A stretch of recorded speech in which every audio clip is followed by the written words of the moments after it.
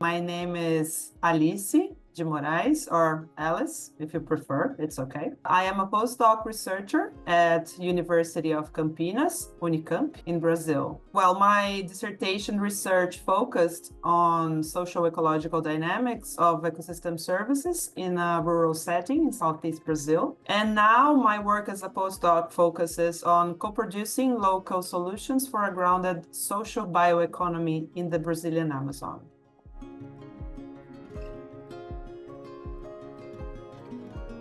I think, well, I had many ups and downs throughout my academic career, but somehow I still made it through. So being able to do science the way it makes sense to me, the way that I believe in, and change my path whenever I thought I had to. So this is something that I'm really proud of. After finishing my master's degree, I stopped with my studies, my academic studies, and I didn't go to a PhD, not because I didn't have the opportunity to do that, but because I felt I needed more practical or applied experience. So I spent almost 8 years outside the walls of academia after my master's.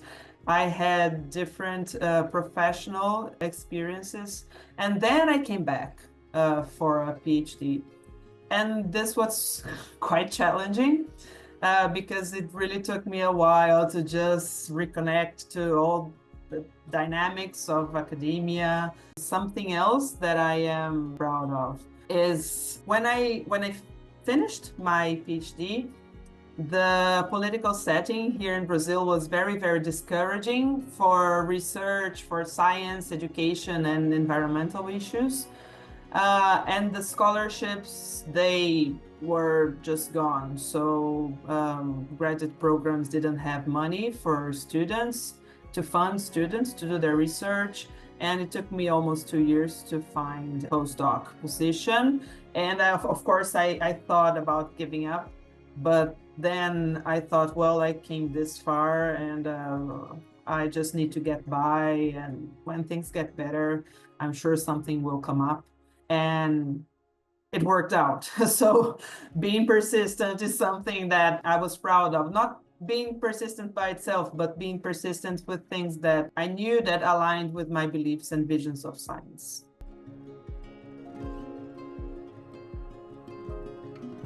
There were quite a few, but I'll pick one to talk about. So during my master's degree, well, I was very young.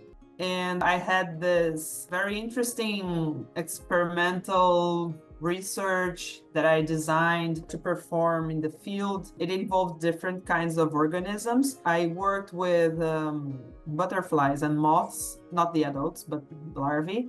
And I knew that they were seasonal animals, but I never thought that there was the possibility that in one year, the population would be too low, that it would be just impossible for me to just do the experiments that I had designed.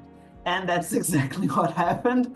Actually, that happened 2 years in a row. That was really, really despairing for me because in the master's degree here, we're supposed to get everything done in a very short period of time, like 2 or 3 years maximum. So I was already very, very behind schedule because of that. And I had to change, well, everything. I had to choose another main organism to work with. I needed to change the experiments and I wouldn't perform them in the field anymore. So I came up with these experiments to perform in the lab. That was very, very stressful. I don't think that the greatest stress was from that, you know. I think the thing that made it more stressful was that I thought that I needed to come up with a solution all by myself. And that was the really hard part because I remember that I didn't ask for help from anybody, not even from my advisor, because I had this idea that it was my job to come up with something. And even if it was a big failure for me at the time, it kind of turned into a success because I managed to make to make the changes, to adapt in face of the situation. And in the end, I was really proud of myself because I was able to come up with something. So I felt very desperate. I felt very anxious. I didn't know the name of that. I didn't know that it was anxiety. Now I know. And there was a lot of frustration as well. I felt very frustrated because, well, I had this nice scholarship. I had to do these regular reports like every 6 months because I was behind schedule because there were no organisms for me to work with. So I had no results, nothing to present to the funders. Yeah, that was very frustrating because the feedback that I got from the reviewers was just saying that I needed to do my experiments. I was getting behind schedule, all the things that I already knew, right? But I didn't actually know how to overcome, right, that. So I felt very under pressure, very lonely, and well, it didn't even occur to me to discuss or raise possibilities with my peers or talk to my advisor in a more straightforward way, seeking for some help, towards a solution for that situation. Looking back, I think that this experience added up with another difficult experience that I was going through in my personal life. My mother was very ill at the time. She had been ill for a few years, and it was very, very hard to reconcile everything that was just going on. So when this failure with my project happened, so it felt like more weight that was added, on me, on my shoulders. And I felt really overwhelmed and like everything was getting too heavy for me.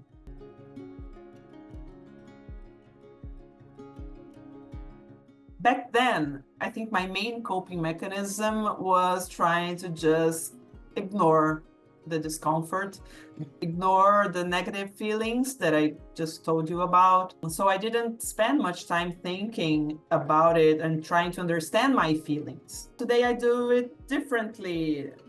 Well, of course, I'm not a very big fan of having difficult feelings, but they're normal. They come and go. That's the thing. Now I understand better that they come.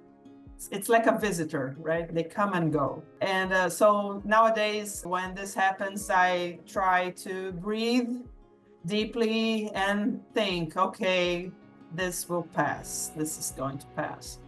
And it does, right? But back then, I didn't do that. I didn't know that. So I just ignored them, these hard feelings, and I tried to focus on other things, other activities that I liked, like sports or reading, or because I wanted to get away from dealing with those hard feelings. So that's one important thing. Nowadays, therapy helps me a lot. I think one positive thing in all this is that this experience helped me realize I actually didn't want to continue doing the kind of research that I was doing. It was interesting, yes, but well, I told myself that I would finish that research, my master's and everything, because I had the commitment with my advisor, with the scholarship, but I didn't want to go straight to a PhD afterwards doing like the same thing or similar things. So this experience, in a way, it was very important for me to have the courage to pause my academic life. I was very criticized because of that as well, because this can also be seen as something, as a weakness, like you're just running away.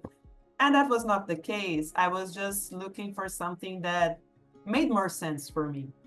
And this experience helped me to get the courage to take that step. And now I see that it was very important for me to do that, to just pause, had different professional experiences, and then come back.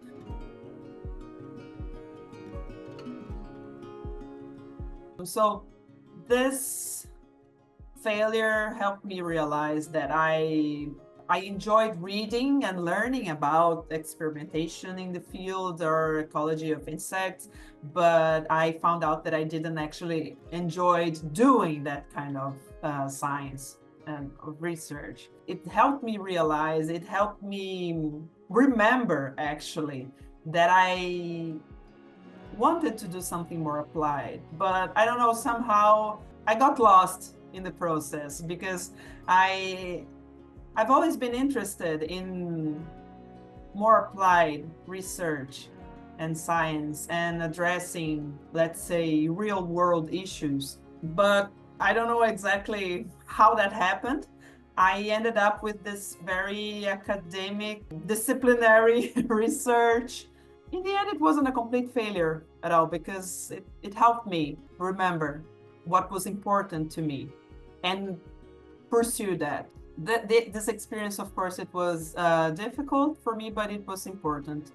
I don't know, maybe if I hadn't gone through this, maybe I would have just continued. Maybe I would just continue to do a PhD in the same area, despite being kind of frustrated because it wasn't very applied research.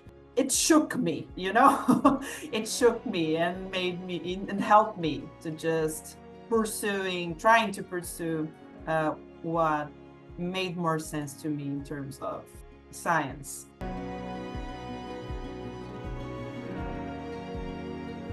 The first thing that I would like to say is, well, open up, look for help. Well, I don't really think that we can open up to just anyone, but there are always a few people that we can talk about the hardships that we're going through or problems or challenges. So this is very, very important, I think, because by doing that, we discovered that many people share similar challenges, face similar challenges, even if other people can't really solve or give us a solution to our situation. Speaking about the situation is already very, very important and very helpful. So this is one thing that I would say. Another thing is learn how to give and how to receive feedback.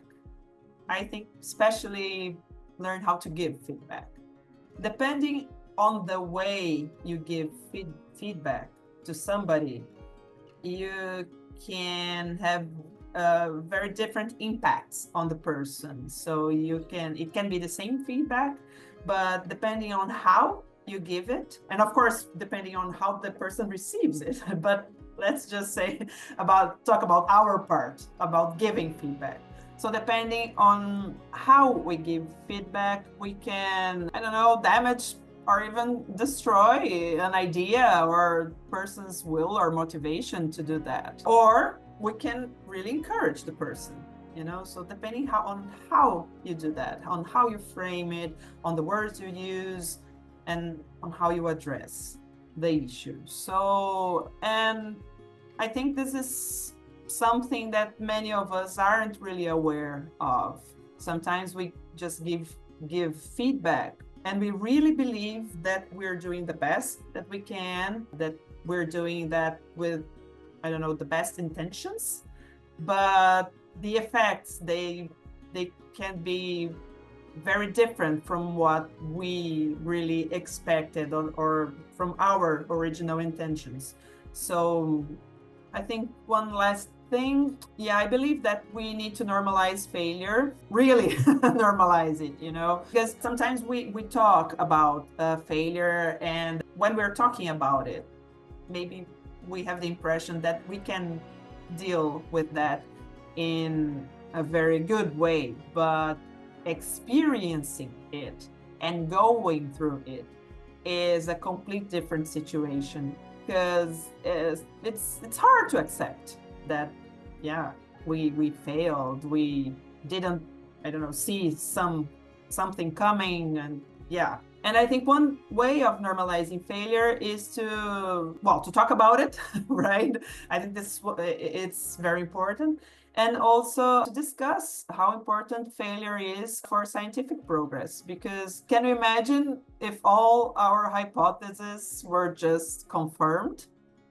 what would we research? Yeah. So this is something so basic, but I think we sometimes forget about that, about the importance of failing in this sense, the importance of failing for scientific progress and for our personal development as well, for us to learn how to deal with that, to learn how to go through that in hopefully in a healthy way. Because it's hard. It's hard to experience pain. It's uncomfortable. We don't want that. So I think this needs to be normalized as well. And we need more space, more opportunities to talk about that in a way that we really understand that this can happen to everyone. It's just part of the human experience, and it's okay. Thanks for watching Fail Safe Science. My name is Alice, and I hope that my story, my experience